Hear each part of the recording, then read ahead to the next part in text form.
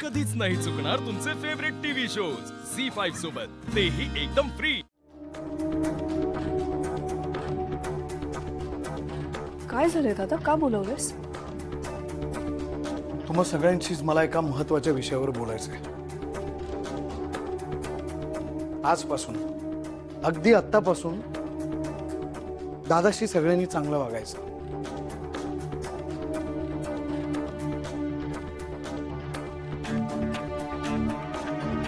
गेले काही दिवस आपण सगळेच दादाशी त्याला वाळीत टाकल्यासारखं वागतोय आणि जे अतिशय चुकीचं आहे असं माझं स्पष्ट मत आहे।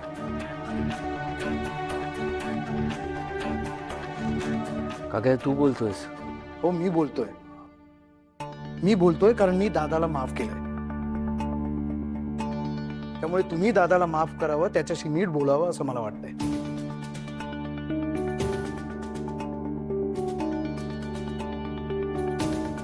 काकाजी सॉरी, पण फाल्गुनी, मला वाटतं या विषयावर आपलं बोलणं झालंय। मला असं वाटतं की तू आमच्या भावना समजून घ्यायला हव्या।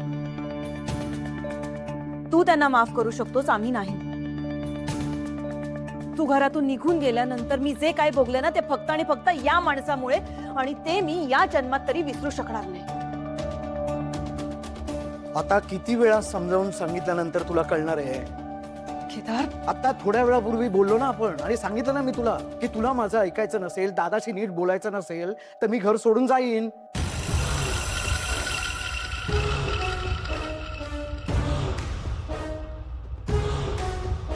काका प्लीज, तू हे घर सोडून जायचं वगैरे बोलू नकोस प्लीज।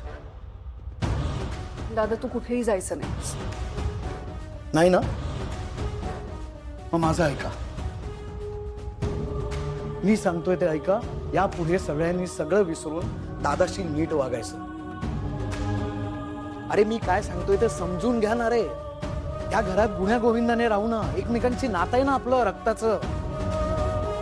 काका पण त्यांनी सुद्धा तसंच वागायला हवं ना। झालं ना? अजून किती काळ आपण तेच तेच तेच तेच बोलत राहणार आहोत? किती काळ तेच तेच उगाळत राहायचंय? पुढे जायचंच नाहीये का? अरे नातं म्हटलं की ऍडजस्टमेंट्स आल्या, कॉम्प्रोमाइजेस आली, नाही का?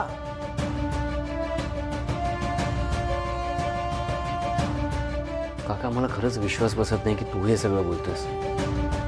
कोणाला माफ करायचं? या माणसाला? अरे हा तुझ्यासोबत काय वागलाय तुला माहितीये ना? अहो माहितीये ना, पण तेच विसरलो ना मी। माफ केलंय ना त्याला। केदार, तू हे कोणाच्या दबावाखाली बोलत नाहीयेस ना?